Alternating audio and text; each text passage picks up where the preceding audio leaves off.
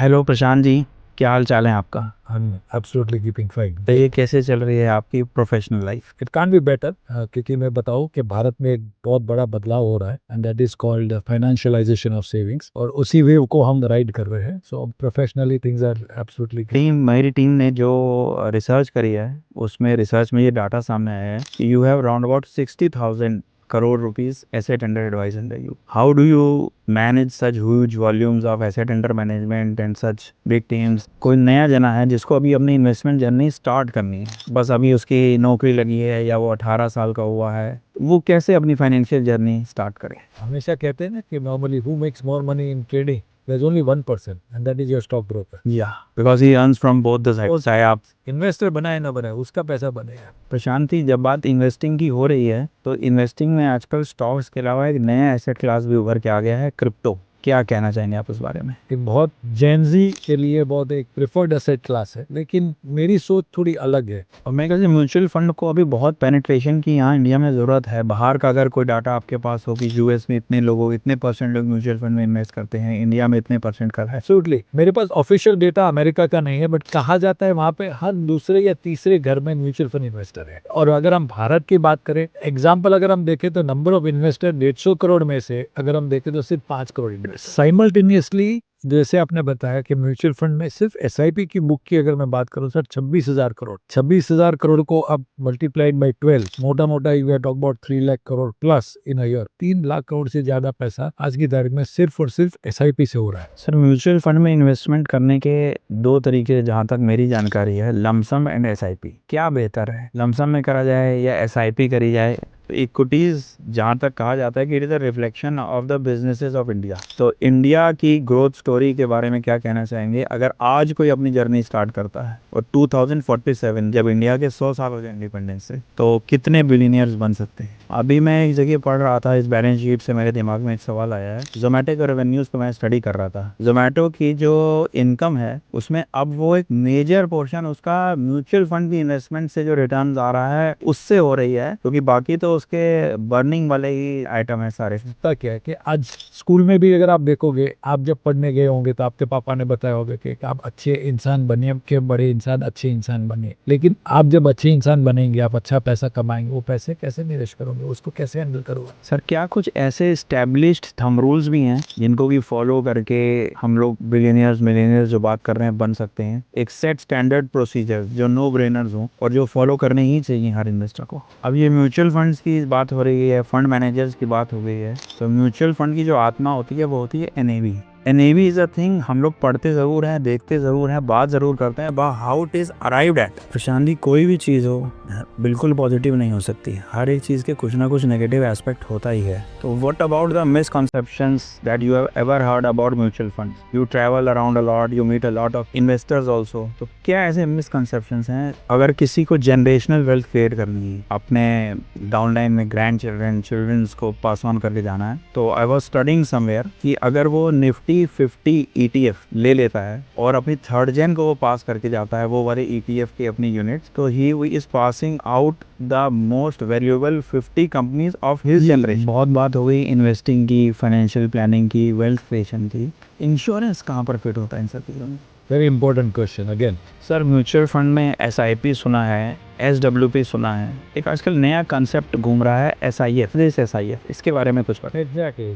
Sir, Rakesh Jhunjhunwala जो long term investing के गुरु माने जाते हैं, वॉरेन बफेट ऑफ इंडिया कहे जाते हैं, उन्होंने भी अपनी जर्नी की शुरुआत ट्रेडिंग से करी और बाद में वो लॉन्ग टर्म इन्वेस्टर बन गए और वो ट्रेडिंग के लिए मना करने लग गए. तो क्या ये ऐसा नहीं है कि डैडी सिगरेट पीते हैं और बच्चे को मना कर रहे हैं? या बॉटम बॉटम सब करें, बॉटम मिले ना कोई, जब बॉटम की बारी आए तो रोकड़ा बचाना.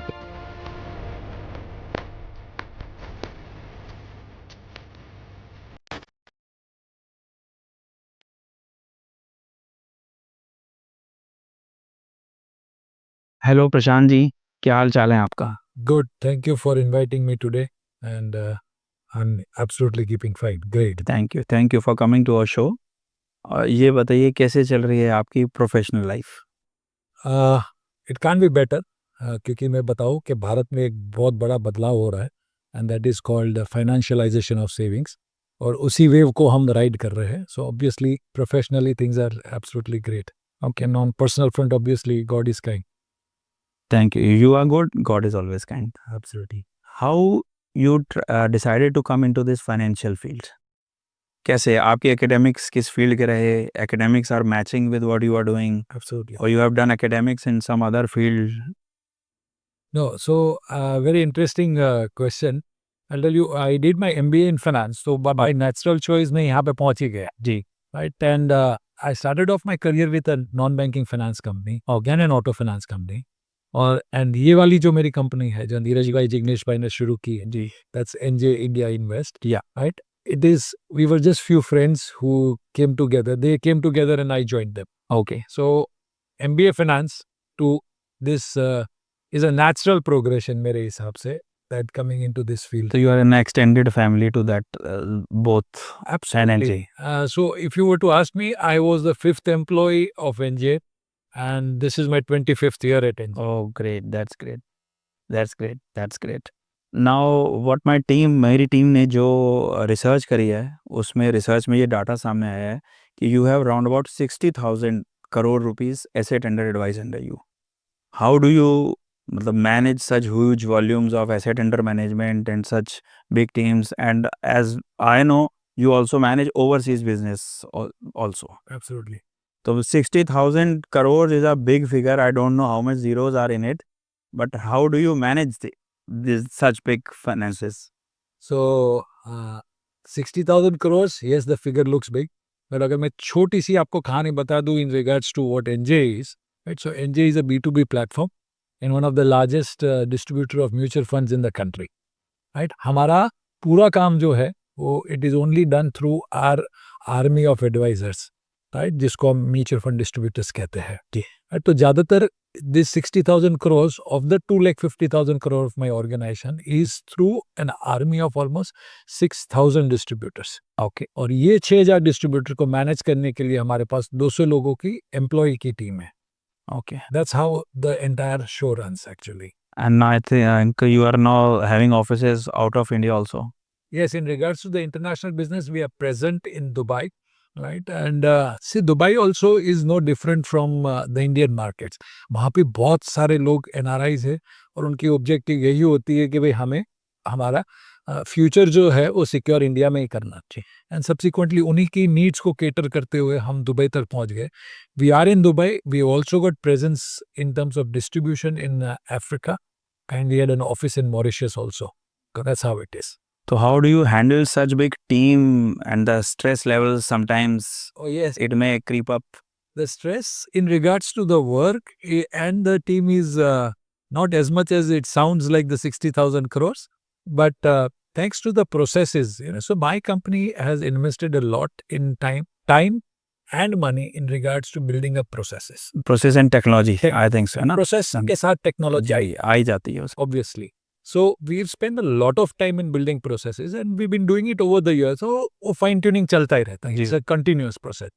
But right from the junior most person in my organization, उनकी जो महीने का जो टाइम है उसको कैसे एफिशिएंटली मैनेज कर सकते हैं उसके लिए प्रोसेस है.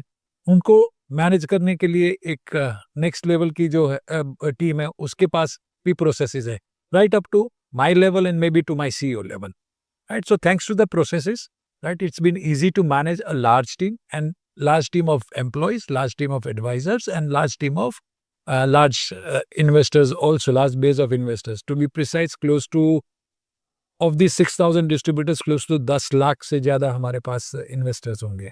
और total asset under advice NJ की 2.5 लाख करोड़ आप बता रहे हैं. टोटल 2.5 लाख करोड़ है जिसमें तकरीबन 35 लाख निवेशक है. एंड अगर मैं आपको बोलूँ 35 लाख निवेशक में से शायद आधे से भी ज़्यादा almost 35-40% already systematic investment plan या SIP रूट से कर इन्वेस्ट. मेरे ख्याल से SIP का जो प्रमोशंस हैं जो हैं जहाँ तक मैंने देखा है, सरकार तो एमफी तो बहुत कर ही रही है, but NJ also focuses on SIP book building through SIPs I think. Absolutely. शायद 2004 की मैं बात करूं जब हमने ये B2B मॉडल को थोड़ा आगे लेके गए, तब हमारे we had a thought that एक इन्वेस्टर की अगर ज़रूरत है, राइट, लंबी अवधि में वेल्थ क्रिएट करने की जो रिक्वायरमेंट है उसको नीड को सेटिस्फाई करने के लिए उसकी जो इनकम है, राइट, उसको पीरियोडिकल इनकम को पीरियोडिकल इन्वेस्ट करे वो बेस्ट रहेगा। और एसआईपी को पॉपुलराइज किया हमने उस समय पे जहाँ पे at that time you did auto dev. मेरे ख्याल से तो मैं तो उस समय से इस फील्ड को जान रहा हूँ जब सिर्फ शायद यूटीआई होता था। हाँ जी, हाँ जी, हाँ। मदर फादर हम लोगों के UTI master gain UTI 64 I have heard and seen the papers in my family. तब मेरे ख्याल से ये म्यूचुअल फंड्स और ये सब इंडस्ट्री ग्रो नहीं करी थी। तो आप लोग उसके बाद you are a post UTI. So आप कह सकते हो, so UTI was UTI is a mutual fund. लोगों को उस समय भी मालूम नहीं होता था, लोगों को लग रहा था ये गवर्नमेंट की एक स्कीम। वो उस समय प्रेजेंटेशन ही वैसी उनकी होती थी। दे नेवर यूटीआई कभी बताना ही नहीं चाहता कि म्यूचुअल फंड है, तो कैसे पता चलेगा। सो वो एजुकेशन का लैकिंग था शायद, जो भी बोलो आप। But yes, UTI was the initial period 1964 से शुरू हुआ, and there is a law for वो तो प्रॉपर प्रॉपर लॉ है उसका। उसके बाद प्राइवेट सेक्टर म्यूचुअल फंड की एंट्री हुई 1994 में। Okay, after that liberalisation. After the liberalization, and that's when the entire industry scenario changed in regards to mutual fund, और savings habit भी काफी हद तक चेंज हो गई है लोगों की। पहली कौन सी कंपनी थी जिसने प्राइवेट म्यूचुअल फंड्स का लाइसेंस लिया? I wouldn't remember, but I think initial one, few of the ones were, उनके तो नाम चेंज हो गए। ओके, वे स्टार्टिंग हाँ, रेड नीडल हुआ करती थी। अच्छा, Then there was Zurich India। अच्छा, they started this which we don't know आज के डेट में। टेम्पल्टन है, हाँ, वो अलग नेम से पहले हुआ करती थी। Okay. Right, so these are the people who start the private sector ones. Private sector ones was started from that foreign entities. So by lot of foreign and Indian में अगर मैं बात करूँ तो then there was HDFC। HDFC came in much later. Okay, उन्होंने Zurich का जो portfolio HDFC ने खरीदा, but Reliance was the one which started off amongst the pure Indian fund houses, you could say so. और उनकी बहुत सारी schemes भी है जो 30 साल से भी ज्यादा अवधि चल रही हैं, अपने फोन के साथ टाइप होके चल रही हैं। तो you are pure mutual fund guy, I can से।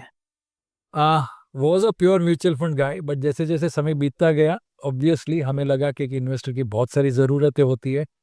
वेल्थ बनाना भी एक काम होता है, वेल्थ प्रोटेक्शन भी होता है, और खुद की भी नीड्स को सेटिस्फाई वेल्थ यूटिलाइजेशन यूटिलाइजेशन भी होता है। So yes, we have 90% of our business still must be mutual funds, and if you ask me, as you could say that I'm the MF guy, you could say so.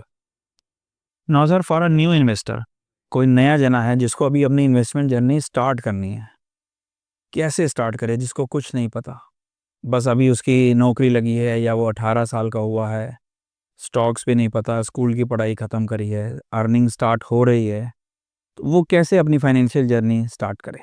Right, सो हमारे इधर जब एक बहुत अच्छी कहावत है which says, in English में बताऊंगा आपको, कि you don't have to be rich to be an investor, but you have to be an investor to be rich.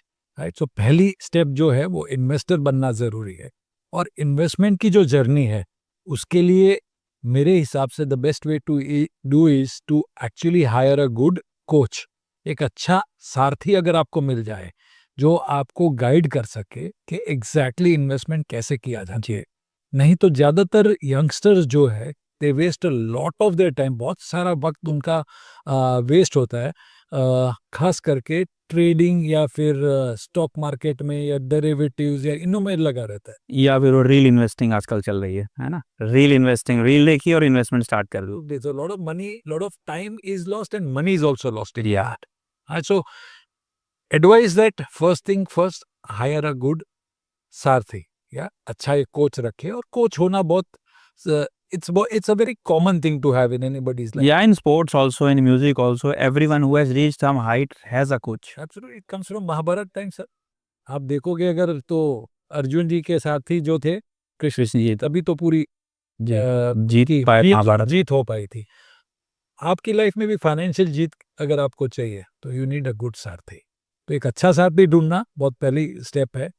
मिल जाते हैं, right, there are lot of people across the country जो आपको मिल जाएंगे, but एक अच्छा कोच होना बहुत आवश्यक है। Then the journey starts from there, and फिर इन्वेस्टिंग करते रहना वो भी एक ज़रूरत है। कंटिन्यूटी रहे, लॉन्ग टर्म अगर वेल्थ क्रिएशन करनी है। सो अगर आप मेरे को पूछो तो सक्सेसफुल इन्वेस्टर बनने के लिए एक अच्छा सारथी होना ज़रूरी है। That's what it is. और कुछ ट्रेड्स सक्सेसफुल इन्वेस्टर बनने के लिए, ठीक है, अच्छा सारथी मिल गया, उसने गाइड कर दिया, but intention for a person to invest go for long terms, क्योंकि आज की डेट पे इतने फाइनेंशियल जंगल में इतने सारे एनिमल्स हैं लाइक और फाइनेंशियल प्रोडक्ट्स कि किसको हंट करना है, वो भी एक बहुत इंपॉर्टेंट चीज़ हो गई है। राइट। सो अगर आप मेरे को पूछो ना, to be a successful investor क्या जरूरत है, to be a successful investor पहली जरूरत है कम से कम गलतियां करो। To make less mistakes is the first thing you need to do. या क्योंकि मेरे ख्याल से मिस्टेक कर करके ही सारी कैपिटल ही खत्म, ट्रेडिंग में तो एक बहुत कॉमन चीज़ है एब्सोल्युटली। कि जो है इतनी गलतियां हो जाती हैं कि जब तक समझ में आता है कि हाँ अब गलती नहीं करेंगे, सुधरेंगे, तब तक कैपिटल ही खत्म हो चुकी होती है। सो गलतियां, सक्सेसफुल इन्वेस्टर वही होता है जो कम से कम गलतियां करता है। दूसरी जो जरूरत है, नॉर्मली क्या है कि इन्वेस्टर की एक माइंडसेट होती है कि वो सिर्फ और सिर्फ एब्सोल्यूट रिटर्न को ट्रैक करते हैं। कि जैसे फॉर एग्जांपल अगर कोई बुजुर्ग को आप मिलोगे तो बोलेंगे मेरे को एफडी में 7% मिल रहे हैं। बिल्कुल। राइट। किसी ने अभी जैसे अभी गोल्ड की रैली चल रही है तो कोई बोल देगा मैंने गोल्ड में निवेश किया, मेरे को 20% मिला या 12% मिला।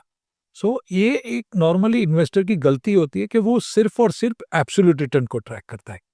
एक्चुअल में जो रिटर्न्स है वो सक्सेसफुल इन्वेस्टर उसी को कहते हैं जहां पे रिटर्न्स जो है वो नेट ऑफ इन्फ्लेशन और नेट ऑफ टैक्सेस में पॉजिटिव होने चाहिए।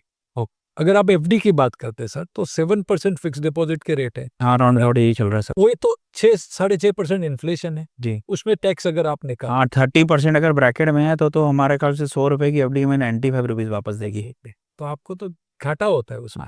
सो a successful investor is one who makes lesser mistakes and also simultaneously gets returns over and above inflation and taxes. That's very important. एक कहावत मैंने कहीं पढ़ी थी, तेजी में इन्वेस्ट सब करें, मंदी में करे ना कोई, जो मंदी में इन्वेस्ट करे वो हमेशा करे एंजॉय। बात तो सही है कि मंदी में ना करे कोई, because that is the time when you should do the investment. But I'll come back to your original point and that is the trading component. या right? बहुत आसान है, बहुत आसान है, क्योंकि वो इंस्टेंट आपको ग्रेटिफिकेशन मिलती है, इंस्टेंट किक लगती है। मज़ा आता है जब आपने 100 रुपये निवेश किए हैं और इंस्टेंटेनियसली वो 150 बन जाता है। बट लोग नहीं भूलते हैं कि लोग ये भूल जाते हैं कि भाई 100 का 150 हो सकता है तो 100 के 100 पूरे चले भी जा सकते हैं। हाँ, यही आजकल तो मेरे ख्याल से प्रॉब्लम। और ये जो फ्यूचर ऑप्शंस पे इतनी ज़्यादा एक्सेसिबिलिटी हो गई थी पब्लिक की, मतलब they are just playing it like kids toys without understanding the intricacies. एक बहुत ही मेरे ख्याल से गंभीर टॉपिक है फ्यूचर एंड ऑप्शन, बहुत प्रोफेशनल होना चाहिए और उसका जो पर्पस है उसी के लिए वो यूज होने चाहिए। बट वो रिपोर्ट भी है सर, किड्स की तरीके से, जैसे किड्स अपने टॉयज लेते हैं और उनको यूज करते हैं, लोगों ने उसको वैसे यूज करना शुरू कर दिया था।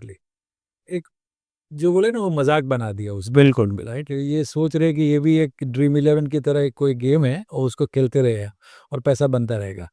एक बहुत इंटरेस्टिंग आर्टिकल सेबी ने एक सर्वे किया था, स्टडी किया है, और सेबी का जो स्टडी है वो ये बताता है 93% of the investors who are into trading lose money 93%। और जो 7% जो पैसा बनाते हैं उसमें इंडिविजुअल्स आर नॉट प्रेजेंट। ये ज्यादातर हाई वोल्टेज एल्गोरिथम्स हो गया, ये जो एक आम आदमी के बस की बात नहीं है। Right. So these are the things, so one must remember SEBI report also say. और ये सेबी का रिपोर्ट जो 93% का है वो एक साल का नहीं है, वो लास्ट ईयर भी उन्होंने रिलीज किया था, वो भी 90% से भी ज्यादा निकला था फिगर, और इस बार तो 93% तक पहुंच। और मेरे ख्याल से जिस हिसाब से HFTs और एल्गो की बढ़ रही है ट्रेंड में, ये 95-96 हो जाएगा। हो सकता है, पूरी संभावना। क्योंकि मैं एक बार कहीं पर पढ़ रहा था कि individual investing is you versus you.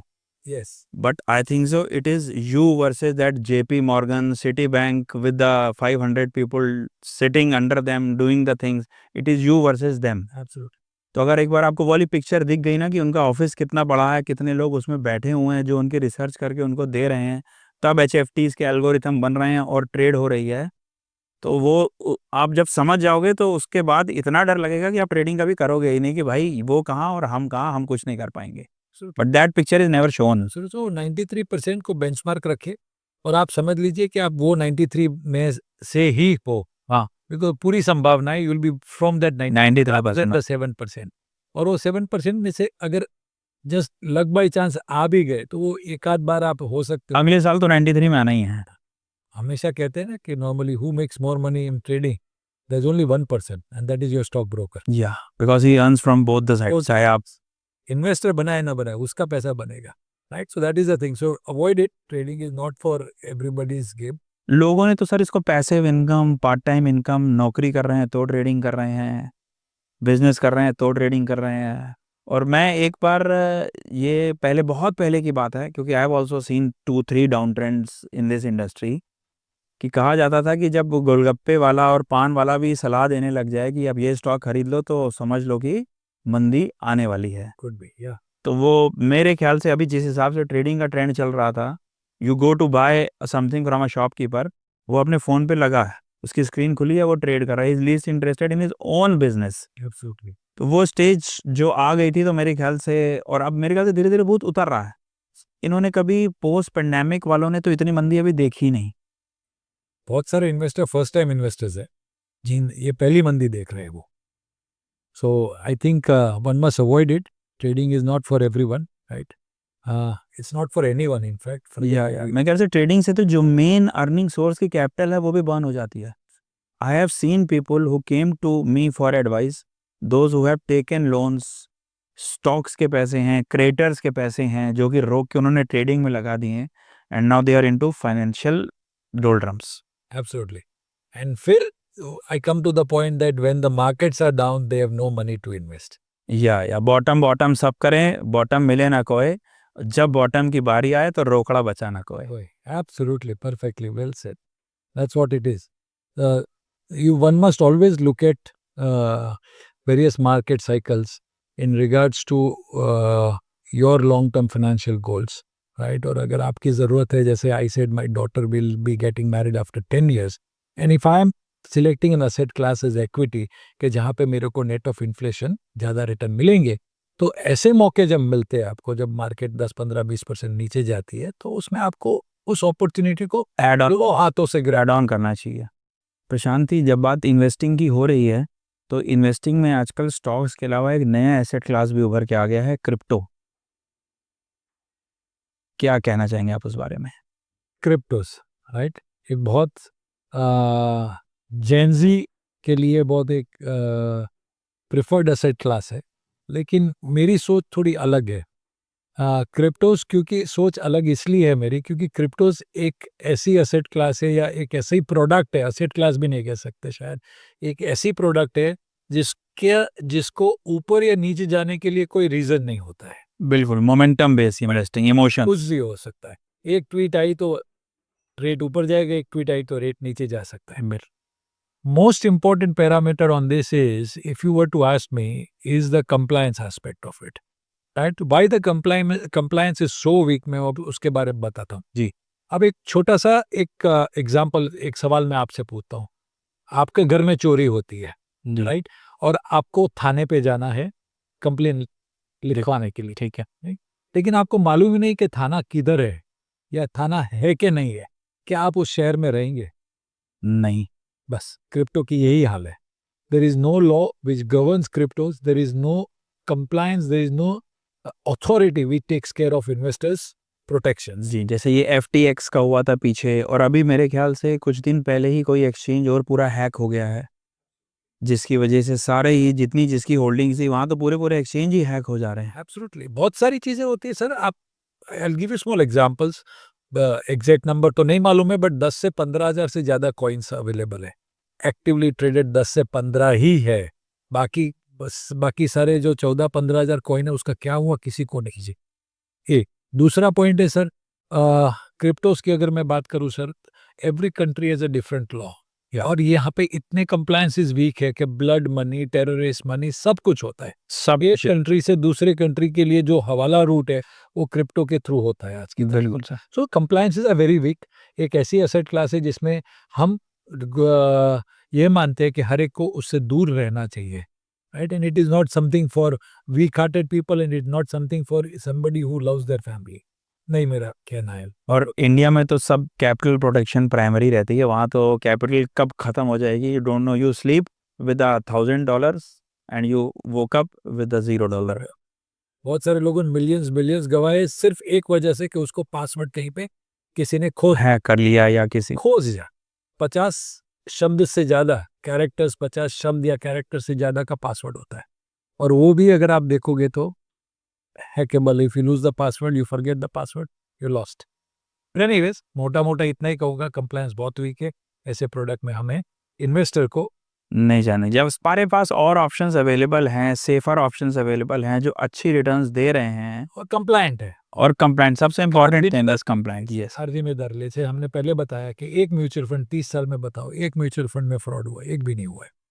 तो this is what it is. जहाँ पे आए दिन गए दिन हर दिन फ्रॉड होता है, उस एसेट क्लास से दूर रहिए, और जहाँ पे 30 साल में भी एक फ्रॉड नहीं हुआ है, उस एसेट क्लास को अपनाइए, वो प्रोडक्ट को अपनाइए। आपकी लाइफ, आपकी फाइनेंशियल लाइफ बेहतरीन हो सकती है। और मेरे ख्याल से म्यूचुअल फंड को अभी बहुत पेनिट्रेशन की यहाँ इंडिया में ज़रूरत है। बाहर का अगर कोई डाटा आपके पास हो कि यूएस में इतने लोगों, इतने परसेंट लोग म्यूचुअल फंड में इन्वेस्ट करते हैं, इंडिया में इतने परसेंट कर रहे हैं। एब्सोल्युटली। हाँ, मेरे पास ऑफिशियल डेटा अमेरिका का नहीं है, बट कहा जाता है वहां पे हर दूसरे या तीसरे घर में म्यूचुअल फंड इन्वेस्टर है। Okay, right. और अगर हम भारत की बात करें, 150 करोड़ की पॉपुलेशन में मोटा मोटा 30 से 40 करोड़ घर होंगे, राइट। बट एग्जाम्पल अगर हम देखें तो नंबर ऑफ इन्वेस्टर 150 करोड़ में से अगर हम देखें तो सिर्फ 5 करोड़ इन्वेस्टर है म्यूचुअल फंड में, राइट।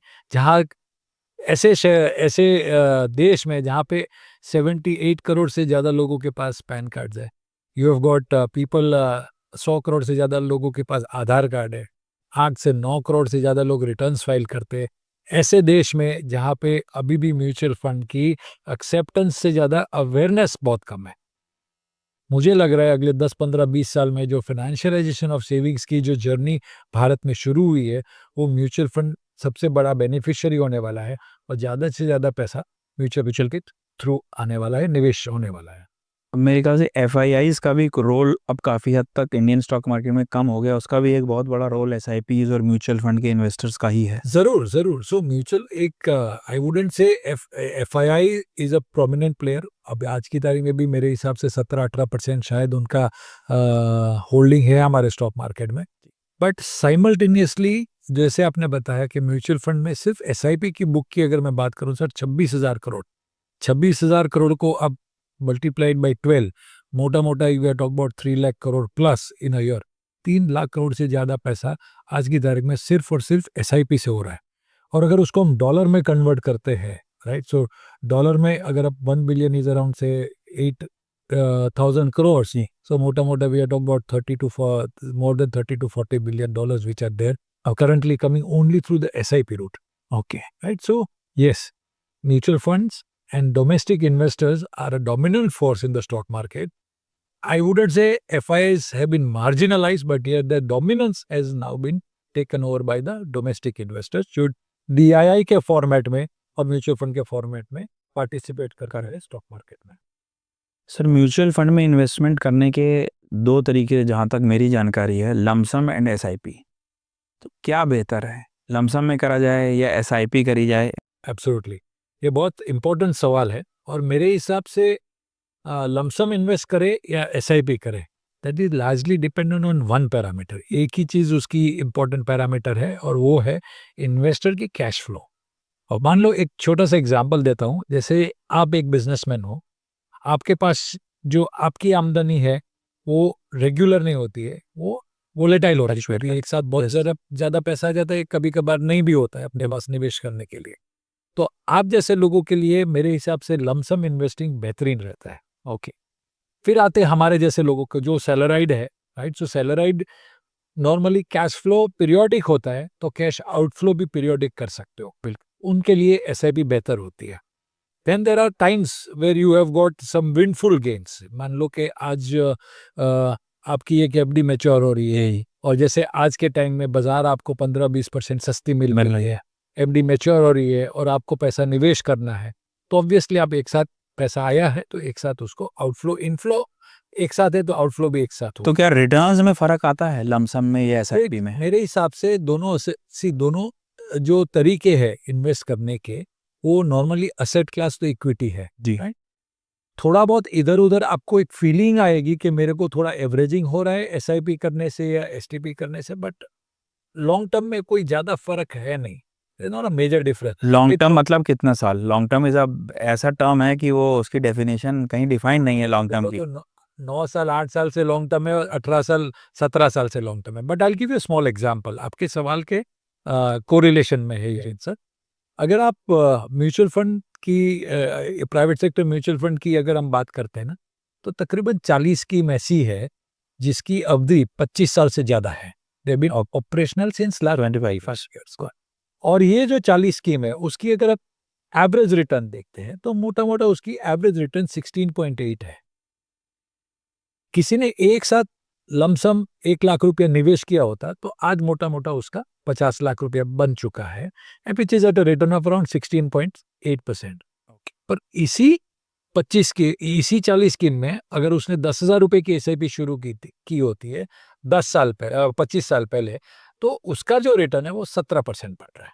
ओके, मतलब बहुत ज़्यादा फर्क नहीं है अगर हम होराइजन अपना लंबा लेके चल रहे हैं। तो शॉर्ट टर्म में फ्लक्चुएशंस में टाइमिंग का फर्क आ सकता है, बट लॉन्ग टर्म में सब एवरेज आउट हो जाता है। सब एवरेज आउट हो जाता है, क्योंकि ultimately what happens is it is the asset class which performs. Yeah. Right? The vehicle you can come in and out or maybe periodic investment, but the important parameter is the asset class. So asset class अगर equity है तो normally long term में वो मोर और less same return पे आके बात करिए। अब इक्विटी एक और सवाल भी लोग पूछते हैं कि सर एसआईपी की बात कर रहे हो तो क्या हमें कौन सी डेट बेस्ट होती है, फर्स्ट को करें, इसको करें, 15 करें, ईयर को करें, एसआईपी करें, कोई फर्क नहीं पड़ता है। वो भी एक बहुत बेहतरीन स्टडी हमने देखी हुई है। The difference of the returns is 0.01%.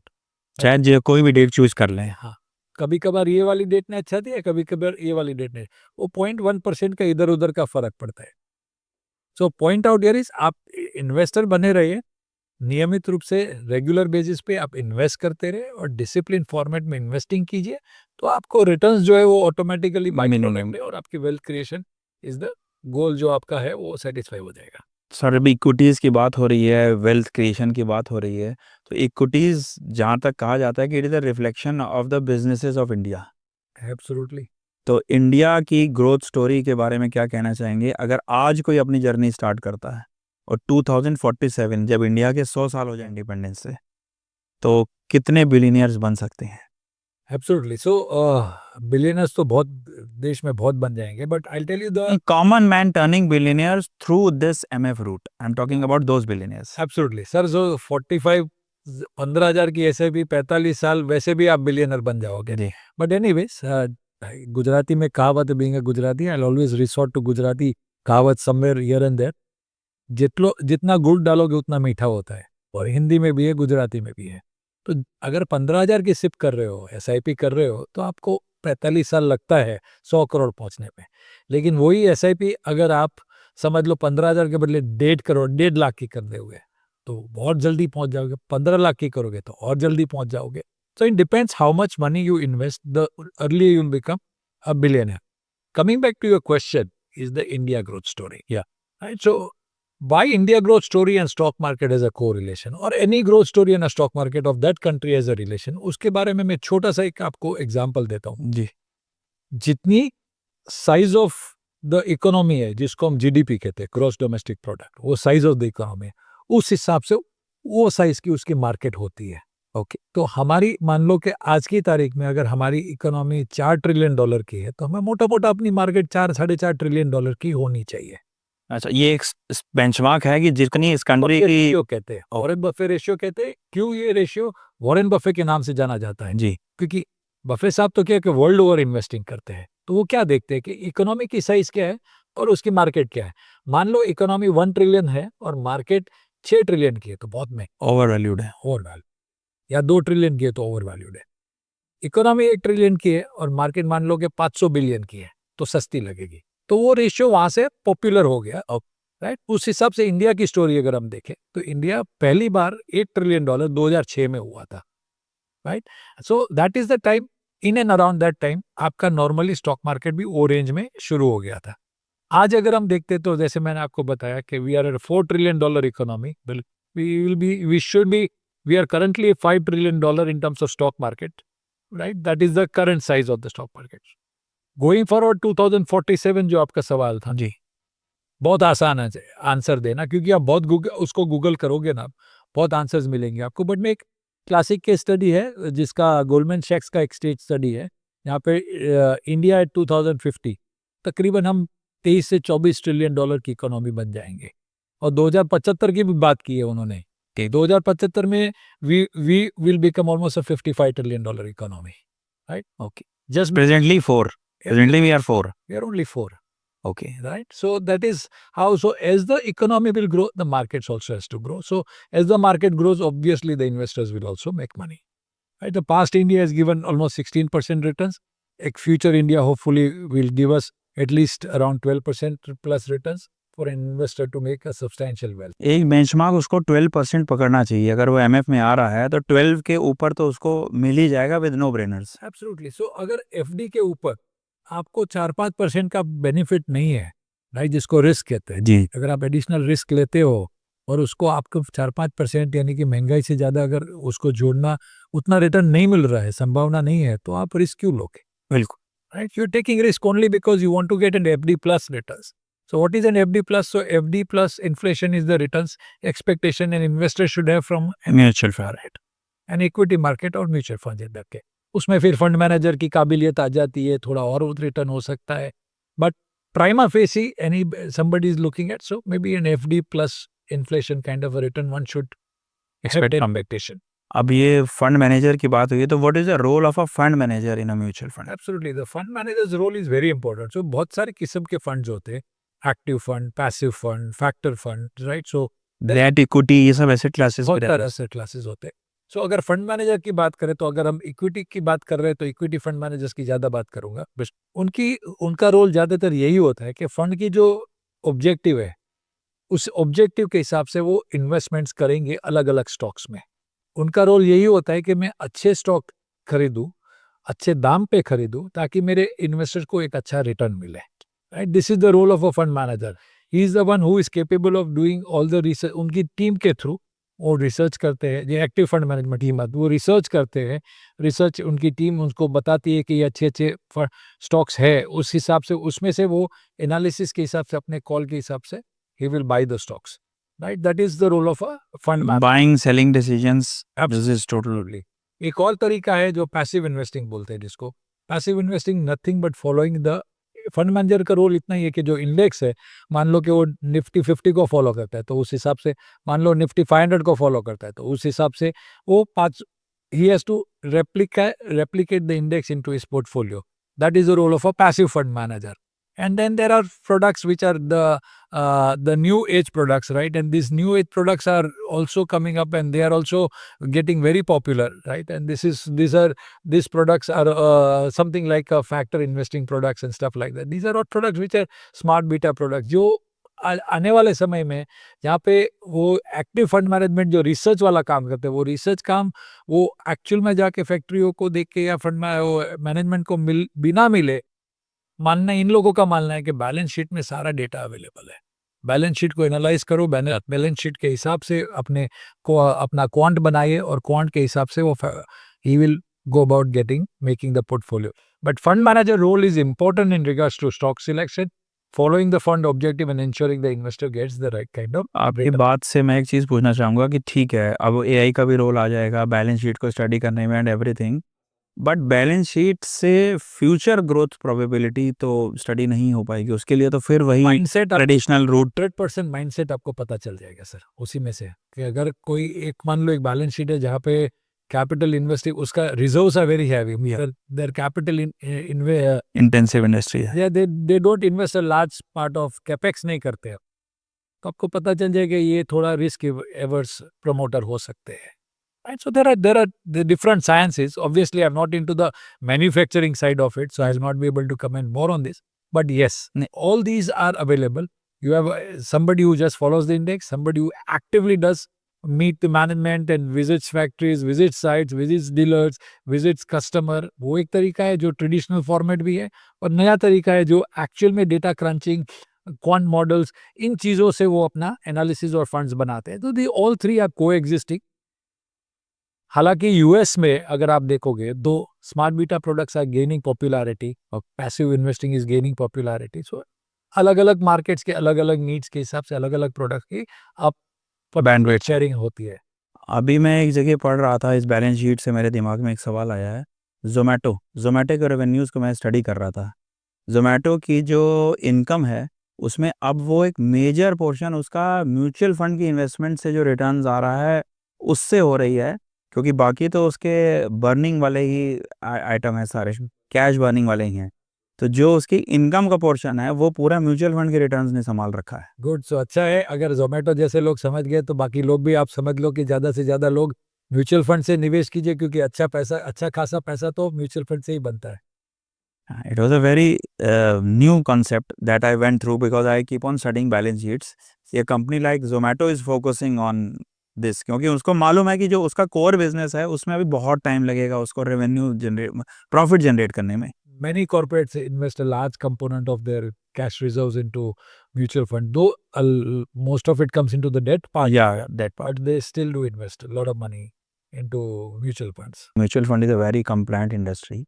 तो गवर्नमेंट के, रेगुलेटर्स के, इनके क्या रोल हैं इस कंप्लायंसेस में? Absolutely. So it starts off with SEBI. Obviously, SEBI is the financial regulator in India, and SEBI's role is to ensure one parameter. और उसका रोल एक ही है कि इन्वेस्टर्स के राइट प्रोटेक्ट होने चाहिए, इन्वेस्टर्स का पैसा प्रोटेक्ट होना चाहिए, जिसलिए अगर whatever the rules needs to be made have to be made, and that's what SEBI's role is, regulators role is, right? On the mutual fund side, you have MFI, which is not a regulator, but it is a body which ensures that there are a lot of correct practices in the industry, which is taken by the manufacturer or the asset management companies, ताकि के investors को कहीं पे mislead या misguided ना हो जाए और गलत decision making ना करें. That's how it is. So SEBI's role is very very very important. हालांकि जितना SEBI का रोल स्ट्रिक्ट होगा ना, उतनी इन्वेस्टर को चैन की नींद आएगी, इतना आप रह सकते हैं, ये बहुत इंपॉर्टेंट है। अभी कुछ पे पेनल्टी, सोशल मीडिया इन्फ्लुएंसर्स पे पेनल्टीज लगी, कईयों से के ऊपर तो रिकवरी भी आई जो गलत एडवाइस करके वो खुद पैसा कमा रहे थे। तो I think so SEBI is like a watchdog. Absolutely, like a very strong watchdog, and they also use all the AI tools and stuff like that to catch set of people. और influencer पे तो बहुत restrictive measures आए हैं, जी, right? क्योंकि बहुत आसान है किसी को बताना कि ये स्टॉक खरीद लीजिए, ये स्टॉक बेच दीजिए, SMS, WhatsApp, Telegram becoming the most भरपूर, but Telegram is the most thing that is used. for such kind of thing, Yeah. make you unrich. Yeah. The rich source to make you unrich, right? That's how it is, right? So SEBI is very very clear on this, that all these things, all these malpractices needs to be curbed, and they have to ensure that the investor is not taken for a ride. ये बहुत जरूरी है, and समय के साथ they keep on launching lot of new initiatives. ये तो एक एग्जिस्टिंग इन्वेस्टर गलत तरीके से गाइड ना हो जाए उसके लिए है, बहुत सारे नए इनिशिएटिव्स भी इन्होंने लिए हैं। अभी मैं पढ़ रहा था कहीं पर कि एमफी ने कुछ नए इनिशिएटिव्स लिए हैं, Absolutely. तो उनके बारे में कुछ बताना चाहेंगे? तरुण योजना, एक मैं पढ़ रहा था कोई तरुण योजना लॉन्च हुई है, what is that? So basically, three major steps SEBI has brought in. Okay, the first of them is, if I would say, is as you said, Tarun Yojana, right? Ji, So आज होता क्या है कि आज school में भी अगर आप देखोगे, आप जब पढ़ने गए होंगे तो आपके पापा ने बताया होगा कि आप अच्छे इंसान बनिए, पढ़ लिख के बड़े इंसान, अच्छे इंसान बनिए। लेकिन आप जब अच्छे इंसान बनेंगे, आप अच्छा पैसा कमाएंगे, वो पैसे कैसे निवेश करोगे, उसको कैसे हैंडल करोगे, वो कहीं नहीं पता। हाँ, मतलब handling money is a thing जो हर प्रोफेशन में जाना, तो चाहे आप डॉक्टर बन जाओ, इंजीनियर बन जाओ, कुछ भी कर लो, अल्टीमेटली कमाना पैसा है। अगर पैसे से डील करना नहीं आया तो लाइफ गोस टॉपसी टॉपी। तो जब आपको स्कूल या कॉलेज डेज में सिखाया जाएगा, तो आपको शायद ये फाइनेंशियल लेसन्स या फाइनेंशियल लिटरेसी आपको जब यंग एज में मिलती है, तो आपको सालों तक आप याद रखोगे। When you are actually in the earning age bracket, you are well prepared, and you know, or you have a fairly good idea as to what the world of investing or the world of money looks like. So that's something the Tarun Yojana, The financial literacy to be started at the school level. level. That's what it is. Okay. Then obviously then we have the एक मित्रा platform भी कोई launch करा। platform. बहुत बार हमने देखा है sir, बहुत बार unclaimed money is lying in thousands and lakhs of crore rupees, whether it is insurance companies, whether it is banks in the deposits, or whether dividends checks which goes on. हाँ, 25 50 हजार करोड़ की figure से unclaim I think mutual fund also the figure is not less than 20,000 crores. The insurance, the figure is so high. Unclaimed unclaimed money. The government is worried about it, that this figure is becoming bigger and bigger every time. Okay. Right? So what they want to do is they have launched a facility whereby they can actually go about finding the old investments of your ancestors or of the generation before you. Okay. Here they've invested and they will help you to trace this money and help you legally claim it, whatever the format. इसके लिए एमित्रा platform में 2 app launch हुए शायद, एक NSDL से related, एक CDSL से related, जिसमें कि हम लोग अपने प्रीवियस इन्वेस्टमेंट्स, एंसेस्ट्रल इन्वेस्टमेंट या लॉस इन्वेस्टमेंट जिसका नहीं पता है, तो दे हैव द डाटाबेस, अगर हम जाके उसमें सर्च करेंगे तो वहाँ हमें वो मिल जाएगा। एब्सोल्युटली, बिल्कुल सही है आपने जो बताया, and that is very good initiative by the government. And even after knowing also there is a complexity of transferability, other products, which is so easy in financial products, और आसानी से वो ट्रांसफर हो सकता है करंट एग्जिस्टिंग्स में with the right kind of procedures available. And procedures are pretty relatively very simple. I can tell you in mutual funds for sure, जी। maybe 3 to 4 signatures and maybe 4 to 5 working days, you can actually go about transferring the assets of if the one that you've inherited, if the right kind of paperwork is in place. Okay. As simple as that. But and in properties तो it takes 3 to 4 years।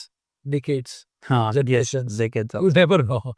You never know. And every family must be having one issue of the property which is stuck in the legal hassle somewhere or the other. But anyways, thanks to government that this initiative is there, and I'm sure that it will help hundreds and thousands and lakhs of investors going forward in their lives. The third initiative that I'm sure that you're also aware about it, and that is the sachetization of investing. छोटी SIP, छोटी SIP, right? जैसे shampoo में छोटे सैशेट दुनिया में भी sachet से आने से रेवोल्यूशन। रेवोल्यूशन हुआ. यस। शायद ये व्हाट्सएप मोमेंट हो सकता है इस इंडस्ट्री का.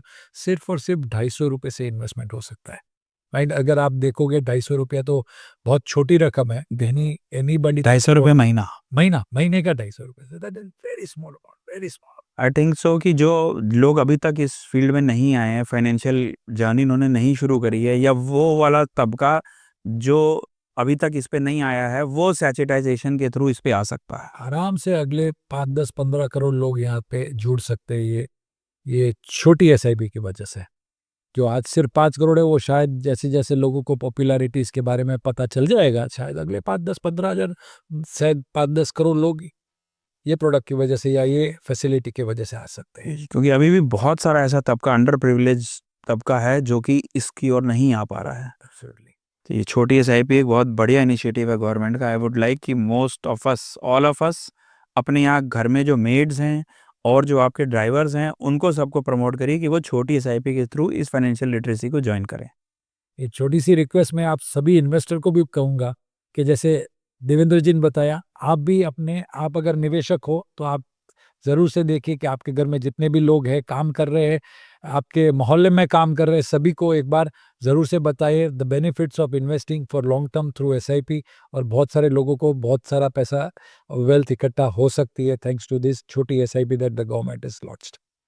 सर, क्या कुछ ऐसे एस्टेब्लिश्ड थंब रूल्स भी हैं जिनको कि फॉलो करके हम लोग बिलियनियर्स, मिलियनियर्स जो बात कर रहे हैं बन सकते हैं? एक सेट स्टैंडर्ड प्रोसीजर्स जो नो ब्रेनर्स हों और जो फॉलो करने ही चाहिए हर इन्वेस्टर को। हालांकि in the world of investing, right, बहुत सारी चीज़ें टेलर मेड होती है, but yes there are lot of thumb rules that exist also. Okay, जैसे मैं आपको एक थंब रूल है कि 100 माइनस एज उतना आपका इक्विटी एक्सपोजर होना चाहिए, राइट? बट इंडिया में ऐसा भी होता है कि at the age of 60 people are wanting to take more risk into equities, but the rule says that 100 minus age वाला एक थंब रूल है। ओके, सिंस थंब रूल की बात करें, जी, एक और थंब रूल है जहाँ पे एक आपको रूल ऑफ 72, जैसे not a thumb rule of investing, but आपको इसके बारे में जानना ज़रूरी है क्योंकि 72 divided by the rate of return, यानी कि इतने साल में आपका पैसा दुगना हो सकता है। Okay, right, this is a very important. So कभी भी कोई आपको कहे ना कि इसमें 8% रिटर्न मिल रहा है, ये FD अभी जो 7% दे रही है, तो 7% अगर FD दे रही है तो आपको 72 डिवाइडेड बाय 7 करोगे तो 10-11 साल में डबल होगा। 10-10 साल लगेंगे डबल होने में। ओके, और वही जो हम 12% की बात कर रहे हैं इक्विटी इन्वेस्टिंग में, तो 72 को 12 से डिवाइड करते हैं तो मोटा मोटा 6 साल में दुगना होता है। तो आपको पैसा 6 साल में दुगना करना है या 10-11 साल में करना है? 11 साल में तो इस हिसाब से 4 गुना हो जाएगा। 4 गुना हो जाएगा। सो वो, और नॉर्मली ज़्यादातर लोग realise this at a very later stage in life, but anyways will talk about thumb rule. बहुत सारे अलग अलग थंब रूल है. The rule of 50-30-20 is you spend 50% on your needs, then 30% on your wants, and then the investing part is 20%. But उसमें मेरा thumb rule ये है कि नॉर्मली ये लोग कहते हैं like this, but I always believe in one thing: income minus savings equals to expenses. दुनिया नॉर्मली करती क्या है कि income minus expenses is equal to savings. उल्टा होना चाहिए. बस सेविंग्स को आप थोड़ा चेंज कर दीजिए, और सेविंग्स को चेंज, शब्द को चेंज करके कीजिए: income minus investing equals to expenses. I also go by this thumb rule. मैं तो ये कहता हूँ इनफैक्ट कि आप SIP को अपना एक एम्प्लॉय मानिए. आपके पास 10 एम्प्लॉय हैं जो आपको कमा के दे रहे हैं. एक SIP तनख्वाह भर की शुरू कर दीजिए, उसको 11 एम्प्लॉय मान लीजिए, 11th एम्प्लॉय मान लीजिए. He will give you more return than those 10 employees. Absolutely, absolutely. Right, so these are the basic thumb rules. Then obviously you have your rule of 144 or nothing but 4 गुना पैसा करना है तो कितने time में हो सकता है. क्या क्या मैं समझा नहीं. रूल ऑफ 44 जैसे 72 2 गुना कितना होता है. अच्छा, डबल. रूल ऑफ 144 के 4 गुना. ओके, 4 टाइम्स कितना हो जाता है. There are basic rules like this. But in the world of investing, a lot of things are tailor-made, right? So don't go blindly by the thumb rules also. That's also thumb rule so we can use as a benchmark कि मोटा मोटा ये होता है, उसके आसपास कहीं ना कहीं कुछ ना कुछ आपको गिरेंगे. समझने के लिए इतना तो कम से कम we should think about like this. Okay. अब ये म्यूचुअल फंड्स की बात हो रही है, फंड मैनेजर्स की बात हो गई है. तो म्यूचुअल फंड की जो आत्मा होती है वो होती है NAV. NAV is a thing हम लोग पढ़ते ज़रूर हैं, देखते ज़रूर हैं, बात ज़रूर करते हैं, but how it is arrived at बहुत सिंपल है. We don't know. हाँ, सो नॉर्मली एक आप जैसे स्टॉक का प्राइस है, आपको उसका ट्रेड वो वैल्यू आपको पता चलती है, स्क्रीन पे पता चलती है, जी, क्लोजिंग रेट भी पता चलता है. पता चल जाता है. वैसे म्यूचुअल फंड के भी दाम हर दिन डिक्लेयर होते हैं. जैसे आज का दिन मान लो कि 3:30 बज गया, आज का जो क्लोजिंग प्राइस आया, जी. राइट. सो कोई भी फंड मैनेजर है, उसके पोर्टफोलियो मान लो 50 स्टॉक है और 50 स्टॉक के इतने शेयर्स है, तो multiply by today's closing price, उसको एक उसका टोटल पोर्टफोलियो का वैल्यू मिलेगा. ओके, उसमें जो करंट असेट्स है उसको he has to add those current assets and he has to deduct the current liabilities, right. And that is divided by the number of units which are outstanding. Okay. तो अब ये NAV को ही मैं continue करना चाहूँगा. एक concept आता है NFOs का. NFO में एक मार्केटिंग स्ट्रेटजी रहती है या जो भी कुछ हो कि भाई 10 रुपये में मिल रहा है, it is the right time, ये बढ़िया है, 10 रुपये का मिल रहा है, ले लो. तो how you will go about this NFO versus track record funds?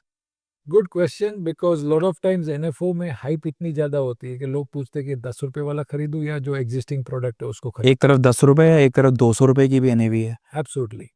सो आपको नॉर्मली नया फंड तब खरीदना चाहिए जब आपको जो नया फंड है वो जो लॉन्च हो रहा है उसकी कोई थीम अगर स्पेसिफिक है. मान लो कि आप एक टेक्नोक्रेट है, या फिर आप टेक्नोक्रेट नहीं भी है और आपको टेक्नोलॉजी बहुत पसंद है. आपको मालूम है कि बहुत सारी नई चीज कंपनियां आ रही है in the technology space, right. And you want to have more exposure to such set of companies, right? So you then buy into those products which are newly launched and then you buy into this. ऐसे okay. मान लो एक consumption theory है, हाँ, I was about this क्योंकि भाई India is a consumption story now. Right. So consumption theme आपको बहुत ज्यादा पसंद है और थोड़ा एडिशनल आपको ओवरवेट चाहिए पोर्टफोलियो में, तो then you can go about taking that particular product in your portfolio. बहुत सारे डॉक्टर्स जैसे होते हैं तो फार्मा फंड में उसका एक्सपोजर ज्यादा होता है. So if there is a new pharma fund coming, they are more inclined towards buying those kind of products. Right, so those kind of things. So maybe yes, buy NFO if the theme is absolutely new and it excites you, because most of the theme के जो stocks है वो already आपके portfolio में diversified fund से मिल ही जाएगी. जी. But आपको एक एक्स्ट्रा वेट चाहिए तो उस पर्टिकुलर NFO में सब्सक्राइब कर सकते हो. बाकी एग्जिस्टिंग फंड्स से आपका मोटा मोटा आपका पोर्टफोलियो तो फुल हो ही जाएगा. एक और सवाल आपका शायद हो सकता है कि एक इन्वेस्टर के पोर्टफोलियो में कितने फंड्स होने चाहिए. हाँ, जैसे स्टॉक्स का भी एक एवरेज होता है कि कई लोगों का पोर्टफोलियो मैंने देखा है, स्टडी करा है, 250-250 300 स्टॉक्स रखे होते हैं. और 300 स्टॉक्स में से शायद 30 भी वैसे नहीं होते हैं जो कि मल्टी बैगर की कैटेगरी हो, या वो पेनी स्टॉक्स का एडिशन बहुत होता है. ऐसे ही म्यूचुअल फंड में भी कुछ एडवाइजेबल है कि इतने ही म्यूचुअल फंड्स होने चाहिए किसी के पोर्टफोलियो में. So normally when an investor has 8 to 10 funds, which is 10 is also on the higher side, but maybe 7-8 funds, they normally They normally have subscription to almost a large part of the liquid stocks in the market. है ना? मान लो कि आपके पास 10 fund है, एक large cap ले लिया, एक मिड कैप ले लिया, एक स्मॉल ले लिया, 2-3 थीमेटिक ले लिए। 50 स्टॉक्स होंगे, 60 स्टॉक होंगे, 70 स्टॉक पर। टोटल कितने स्टॉक्स लिस्टेड हैं स्टॉक एक्सचेंज में? स्टॉक एक्सचेंज में तो बहुत सारे हजारों की तादाद में है, but okay, honestly speaking, that liquidly traded on a daily basis is maybe in few hundreds. Okay. Or maybe after the 500 stock, the liquidity reduces drastically. So when you are covered in the top 500 stocks, which you'll by default get if you get 8 to 10 funds, आपका मोटा मोटा ये you would have covered a large part of the market anyways. So that is more than enough. Then over and above that is just repetition of the whole thing. Honestly, 5-6 funds is also sufficient. But कुछ ऐसे funds होते हैं जो आपको theme पसंद है, नीश funds होते हैं। निश फंड ले लिया तो बात अलग है, but otherwise I think anyway 7, 8, 9 funds are sufficient for any investor to do it. Prashant ji, कोई भी चीज़ हो बिल्कुल पॉजिटिव नहीं हो सकती, हर एक चीज़ के कुछ ना कुछ नेगेटिव एस्पेक्ट होता ही है। तो what about the misconceptions that you have ever heard about mutual funds? You travel around a lot, you meet a lot of people of the industry, investors also. तो क्या ऐसे मिसकंसेप्शंस हैं commonly जो आपके सामने आते हो? So I'll start off with a very lighter moment or a joyful thing that I experienced in my life. I joined this industry in 1998-99.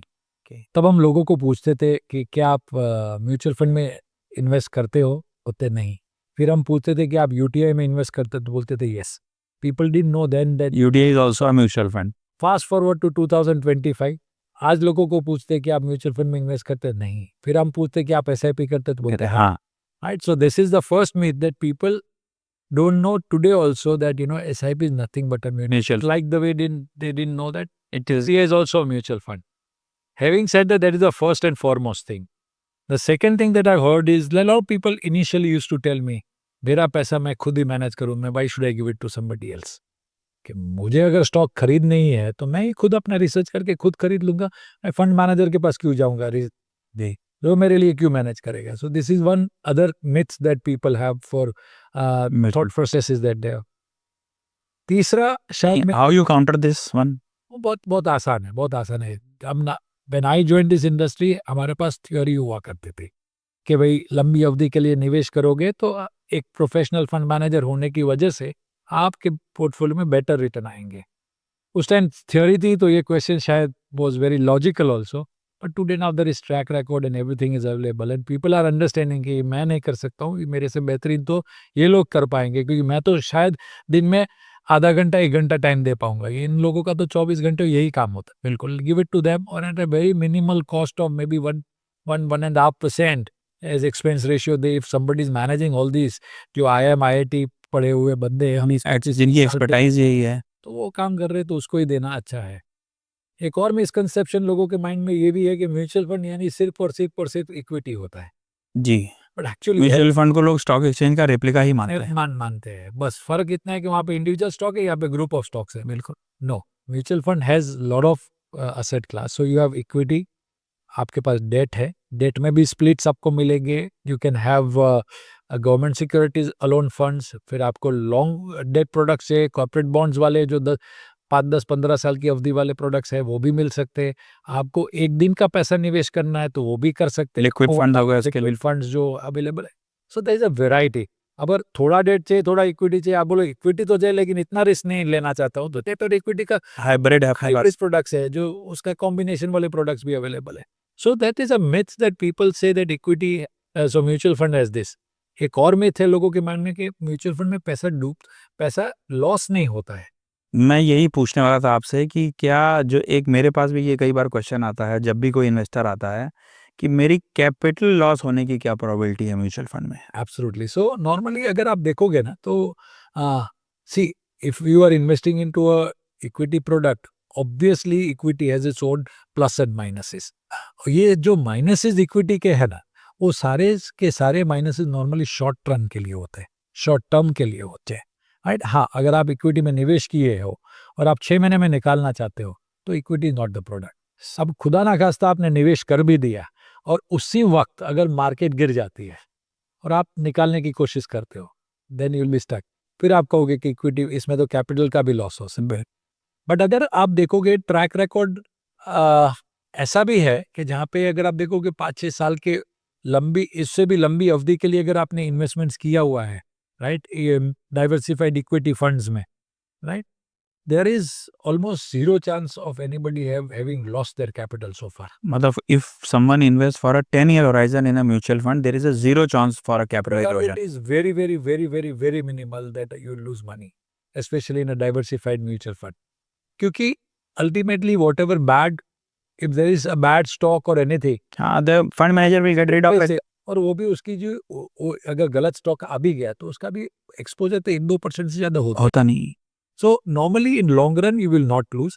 हाँ, मान कभी कभार ये हो सकता है कि आपका 8th ईयर ऑफ इन्वेस्टिंग है, 9th ईयर ऑफ इन्वेस्टिंग है, और खुदा ना खास्ता मान लो वर्ल्ड वॉर हो गई, see that it's a different story. But in normal circumstances no, ये नहीं हो सकता है.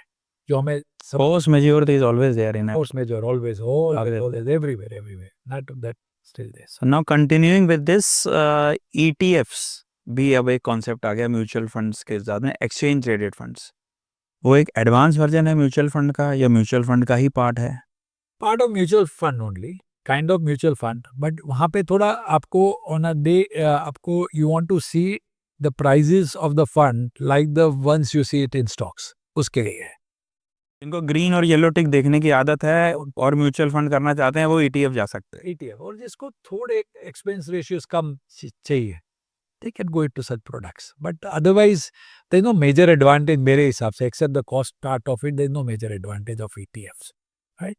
India is a market where अभी भी मुझे लग रहा है कि लॉन्ग टर्म फंड मैनेजर की काबिलियत, या जिसको हम हमारी भाषा में बोलते हैं कि फंड मैनेजर के अल्फा आपको पोर्टफोलियो में चाहिए. अल्फा यानी कि नथिंग बट फंड मैनेजर की काबिलियत की वजह से over and above index one can earn. So अभी भी इंडिया में स्कोप बहुत है. So maybe you can go into active management or maybe smart beta products which are available over there. अगर किसी को जनरेशनल वेल्थ क्रिएट करनी है, अपने डाउनलाइन में ग्रैंड चिल्ड्रन चिल्ड्रंस को पास ऑन करके जाना है, तो आई वाज स्टडिंग समवेयर कि अगर वो निफ्टी 50 ETF ले लेता है और अपनी थर्ड जेन को वो पास करके जाता है, वो वाले ETF के अपनी यूनिट्स, तो he is passing out the most valuable 50 companies of his generation. Absolutely. क्योंकि निफ्टी 50 में प्लस माइनस होता रहता. आज जो कंपनी बढ़िया है, 2 ने रिप्लेस कर लिया, फिर 2 आ गई हैं, ये जो चेंजेस होते रहते हैं. तो I think so this is the best thing कि थर्ड जेन की जो टॉप कंपनीज उस समय होंगी, if we stick with that Nifty 50 types, उस समय की बेस्ट कंपनीज हम लोग अपनी जनरेशन को दे जा सकते. That's also a way of looking at it. So yes, you could give. So you say over a period of time you will feel that why I rely on a fund manager. For example, आप चाहते हो कि नहीं, मैं मेरी smartness थी, मैंने शायद अच्छे फंड सिलेक्ट किए थे, शायद मेरी नेक्स्ट जनरेशन और उसके बाद वाली जनरेशन ना भी कर पाए जी. तो आप सोच रहे हो कि ये सब जमेले में मेरे को नहीं जाना है. Simple way out is what I will buy the index and pass on the index stocks only to my through the ETF route और थ्रू द इंडेक्स फंड और whatever it is. Because I think the ETF का ये मुझे बहुत एक अच्छा aspect लगा. हो सकता है that is also part of it, क्योंकि हर 3 महीने में निफ्टी में चेंजेस होते हैं. चेंज हो ही जाएंगे, चेंज हो ही जाएंगे. क्योंकि जो मेरे ख्याल से आप जब एंट्री करोगे उस समय का निफ्टी 50 और आज के निफ्टी 50 में कितने स्टॉक सेम होंगे? Very very few, very few. और जब हम लोग की नेक्स्ट जनरेशन आएगी तो इसमें से भी वेरी फ्यू रह जाएंगे. Automated, it's an automated fund manager for you. हाँ, yes. As simple as that. And with that cream 50 of India. Absolutely. They will always keep on owning the one of the most, I would say one of the best run companies in India, more or less, representing across various spectrum of the entire stock market. Prashant ji, बहुत बात हो गई investing की, financial planning की, wealth creation की. Insurance कहाँ पर fit होता है इन सब चीज़ों में? Very important question again. Insurance बहुत इंपॉर्टेंट है, इसलिए मैं बताता हूँ कि हमने जो जैसे इनिशियल बात की कि फाइनेंशियल प्लानिंग क्या होती है, कि आप अपने अलग अलग गोल्स आइडेंटिफाई करके आप अपनी एक financial journey based on your risk taking ability and your current cash flow, एक आपने गेम प्लान बना लिया जी. वो प्लान जर्नी शुरू हो जाएगी. So from the start point to the end point will only happen if you are alive. Yeah. What in the entire journey there could be probability, there could be death of the investor. हाँ, casualties can happen anytime. Any casualties can happen. Also probability that you meet with an accident. हाँ, disability हो गई, permanent disability हो गई. Disability हो सकती है. सो ये पूरे जो फाइनेंशियल प्लान है उसको प्रोटेक्ट करने के लिए जो रिस्क है वो प्लान में, रिस्क में एक ही रिस्क है, वो डिसकंटिन्यूटी रिस्क, और वो रिस्क इसलिए हो सकती है because of any casualty, right? Now to protect that entire plan, insurance is required, very very very important. I give a small example. आपके सारे फाइनेंशियल गोल्स इकट्ठा करके उसकी फ्यूचर वैल्यू हमने एक डिसाइड कर ली है, वो फ्यूचर वैल्यू मान लेते हैं कि 5 करोड़ रुपया है। अब वो 5 करोड़ आपका गोल्स है, वो खर्चा वैसे भी होने वाला है, आप रहे या ना रहे, बिल्कुल राइट? तो पहला पॉइंट ये है कि आपका जो रिस्क कवर है, जिसको हम इंश्योरेंस वर्ल्ड में रिस्क कवर कहते हैं, या उसको हम टर्म प्लान कहते हैं, आपका जो रिस्क कवर है वो मोटा मोटा 5 करोड़ तक का होना जरूरी है, क्योंकि अगर कुछ हुआ तो ये 5 करोड़ आपके नेक्स्ट जनरेशन को मिल ही जाएगा, या सर्वाइवर्स को जो फ्यूचर फाइनेंशियल प्लान है वो इंटैक्ट रहेंगे, वो हैम्पर नहीं करेंगे इस कवरेज की वजह से। इस कवरेज की वजह से। This is very important. So the total of all your financial goals, the future value of all the financial goals is the risk cover that you should have for yourself in terms of life insurances, right? Simultaneously, I'm sure there are other insurances also available, right? So I'm sure you should be well aware about which are the other insurances that you should take. जिसमें अगर हमें पूछे तो there is something called a संपूर्ण सुरक्षा concept that we follow, जिसमें एक life cover होता है, एक हेल्थ कवर होता है, एक पर्सनल एक्सीडेंट कवर होता है. Then there is home insurance and obviously the vehicle insurance because of the mandatory aspect of the whole thing. Right? So life cover, as I said, kitna hona chahiye. Health cover is again dependent on the kind of affordability and the kind of affordability of what you want. So I'll tell you an example. Basic plan आप शायद 15-20 हज़ार के premium में cover हो सकता है.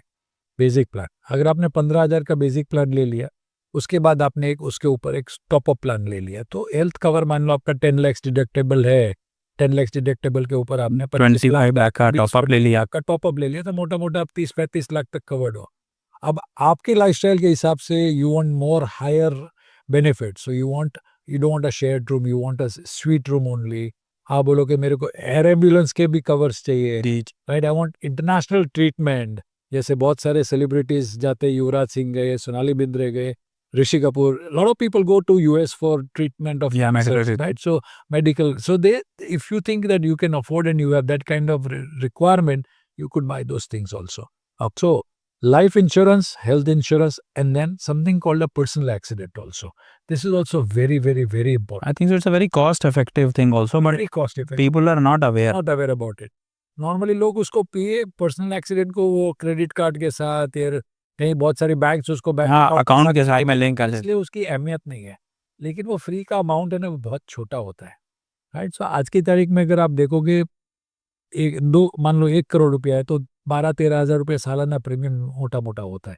पर PA covers a lot of things, especially when you meet with an accident, whether you are on the road or at home, or accidents in all formats more or less are covered, right? Wherein you have loss, temporary loss, permanent loss, all of these things are covered, right? So that covers many perils of every investor. तो PA भी इतना ही important है. Obviously you have your home insurances, obviously you have your car insurances. तो ये मोटा मोटा मेरे हिसाब से ये 4-5 इंश्योरेंसेज एक इन्वेस्टर की लाइफ में सफिशिएंट. मेरे ख्याल से अगर एक डिनर फैमिली के साथ मंथली ना करा जाए तो ये सारे इंश्योरेंस कवर हो जाएगा. ये 100%. There are 50,000 on a genuine note, 50,000 rupees a year. It covers a large part of most of your risk cover requirements. 50,000 a year is just by 5,000, 4,000 a one night dine out. Absolutely, 4,000 a month. But people prefer dining out 5 times a day rather than giving 5,000 rupees to insurance and covering them. 150 रुपया दिन का है बस, और कुछ नहीं है. That's it, as simple as that. इतना तो मेरे हिसाब से अपने परिवार के लिए हर एक को करना चाहिए. It's a basic requirement. और insurance is like a parachute. अगर वो उस समय आपके पास है, जब जरूरत है तभी आपके काम का है, वरना उसकी आपको कभी जरूरत भी नहीं पड़ेगी. एंड ये भी एक चीज मैं बता देता हूँ, इंश्योरेंस जब आपको लग रहा है ना आपको जरूरत है, शायद आपको इंश्योरेंस ना भी मिले.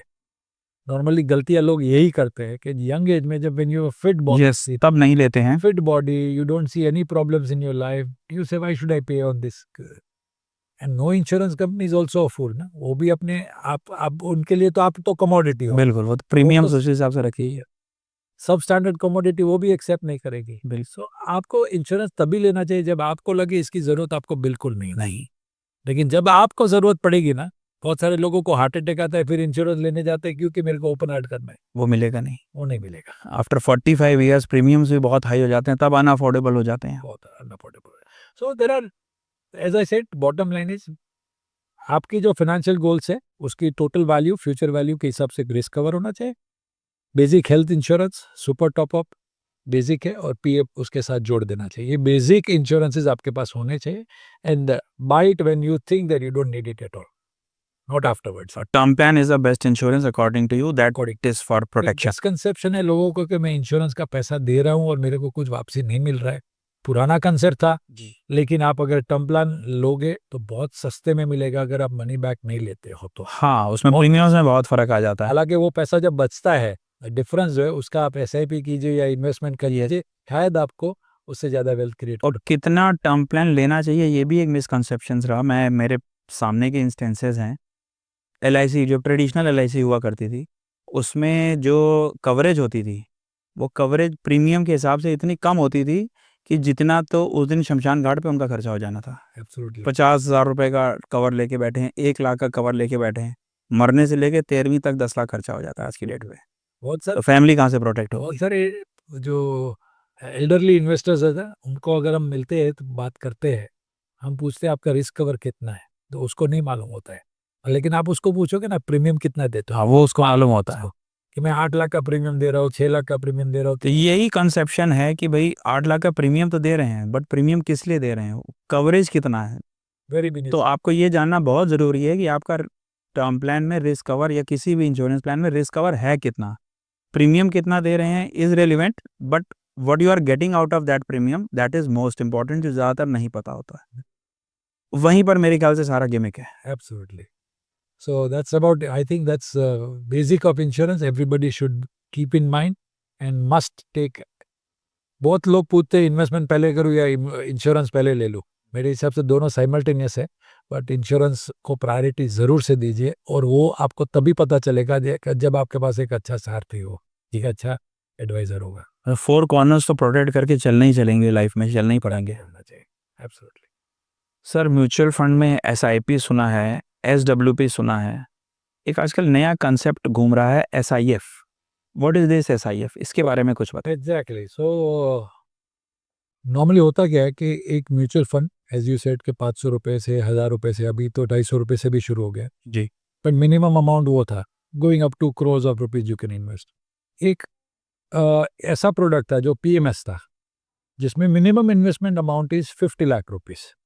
ओके। अब PMS is product wherein, normally mutual fund जो है वो लॉन्ग ओनली प्रोडक्ट्स होते हैं। PMS वगैरह में भी आपको नॉर्मली लॉन्ग ओनली प्रोडक्ट्स मिलेंगे, but you will come across more concentrated portfolios. एक ऐसी असेट क्लास थी जिसको AIF कहते हैं, एक ऐसी प्रोडक्ट थी जिसको AIF कहते हैं। HNI उसमें आएंगे 50 लाख वो के ऊपर। करोड़ के ऊपर थी, ओके। ऑल्टरनेटिव इन्वेस्टमेंट में, राइट। सो वहां पे you will come across unlisted products and stuff like that. Okay. Now there was a gap between the mutual fund and the PMS, right? And the gap was visible wherein those set of people who wanted to take some extra risks and didn't have the 50 lakh rupees to put it only into one product. Yeah. तो उन लोगों के लिए एक नया product जो new asset class कहा जाता है, जी। which SEBI has come up with the guidelines. There is not, the products still are not come, so we don't know the entire functioning of those products. But what we understand from the guidelines, or what we understand from the information that has come into the market, and that is that these products are going to be for those people who are having an additional degree of risk or want an additional degree of risk in their portfolios. उनके लिए ये product बेहतरीन रहेगा, right, जिसमें आपको besides long products यानी कि equity रहेंगे, उसके अलावा आपको डेरिवेटिव्स रहेंगे, all those products will also be there in that, जहाँ पे risk will be little higher compare to mutual funds, and obviously ज़्यादा रिस्क रहेगी तो ऑब्वियसली ज़्यादा रिटर्न्स की एक्सपेक्टेशंस होती है जी। बट वो risk can play both ways, और पॉजिटिव भी जा सकता है, नेगेटिव भी जा सकता है। और उसका मिनिमम टिकट साइज क्या प्रोबेबिलिटी आएगा? So the minimum ticket size expected in those products is going to be 10 lakh rupees. 10। Minimum 10 lakh से शुरुआत होगी। बहुत सारे लोग आज की तारीख में इंडिया में 10 लाख रुपया इतनी बड़ी रकम भी नहीं होती है बहुत सारे निवेशकों के लिए, So that is also available. So those people with 10 lakhs and above and with an extra degree of risk in the portfolio, उन लोगों के लिए ये प्रोडक्ट लॉन्च हो रहे हैं. ओके, ये SIF में वो जा सकते हैं. जा सकते हैं भैया, जा सकते हैं. That's how it is.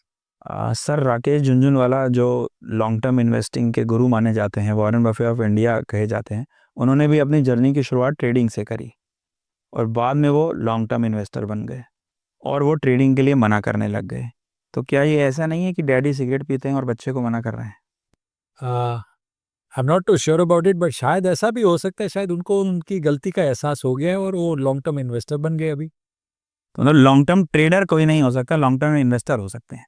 शायद आप जो जिक्र कर रहे हो जिस बात का, शायद वो ट्रेडर थे या नहीं थे वो मालूम नहीं, बट शायद olden days the stock action used to be on the floor, so maybe he was a jobber, but I don't recollect the answer. Okay. Here.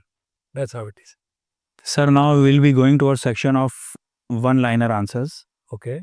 So who's a role model in your life?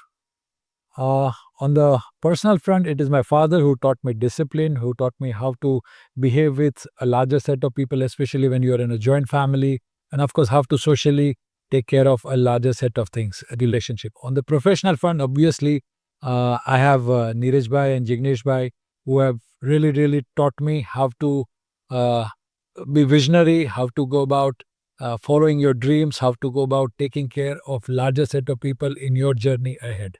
Okay. Now my next question, which is your favorite book? My favorite book, you said only a book, so it could be The Psychology of Money by Morgan Housel. And the second book which is in continuation to that book is Same as Ever. Okay. Now, what one learning from Warren Buffett?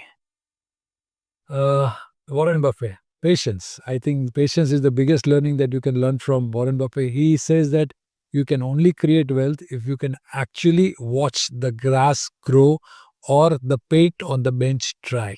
So patience is the basic characteristics that every investor should possess in the journey of wealth creation. Any one thing that you want to change from your past? I would like to start my compounding journey much earlier. I started at the age of 28. Okay. And I was certainly very late. So I couldn't change the past, but what I've changed for my daughter, when she was born, she has been an investor since then, and she's 17. So already 17 years of compounding is already happening in her life, and maybe a few decades ahead also would be there. And one thing that you want to achieve in future? We are on the journey of creating wealth and transforming lives. So I would like to make as many Indians rich as much as I can and as many as I can. On a mission of making billionaires. Absolutely, mission of making billionaires. And it's only 15,045 years with a 15% return. Everybody could make 100 crores. Now, sir, some of your valuable advice for my investors, the persons looking, and the public at large. What is your advice for a starter, a mid-age, not so young, all categories of people? They must have been having, you must be having different advices for them. More or less in the journey of wealth creation, right?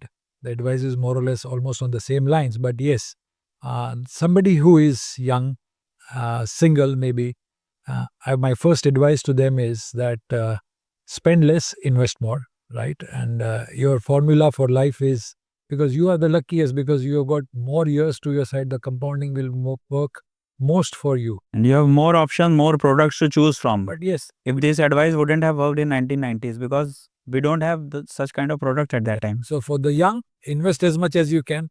For the mid-age people, I'm sure you have a lot of responsibilities, commitments in regards to your family needs, right? I'm sure you'll be able to fulfill them. But still, you are not late. You can still make a financial plan. Based on the financial plan, keep investing as much as you can. Because without a roadmap, you will certainly falter. And for the not so young people, right, I would only say one thing, that life is a lot more than just the fixed deposits. Right? The fixed deposits was once upon a time the best asset class for the retirees. It's no more that way, right? There are products like systematic withdrawal plans, or in short word, they call it the SWP, right? Wherein it gives you the benefit as a periodic income like what you get from a fixed deposit, and also simultaneously grows your capital. right? So a 10 lakh in a fixed deposit will only be 10 lakhs after 10 years. Yes. But if you invest that money into hybrid funds and you still take a withdrawal like a fixed deposit, but that 10 lakhs could become 12 capital appreciation का एक advantage और मिलेगा. absolutely after FD से बाहर आइए. have this about absolutely. And your advice for those who have miss last 10-20 years of investing, जो पिछले 10 साल 20 साल इस ट्रेन में चढ़ने से रह गए हैं और अभी अभी इस ट्रेन में चढ़े हैं, उनके लिए क्या Every advice? day is a right day for a long term investor, and every day is a wrong day for a short term investor. Even if you missed it, don't worry about it. Nothing is lost because India is going to become a 25 to 50 trillion dollar economy going forward in the next 10, 20, 30, 40 years. So benefit from the India growth story. Today is the right day.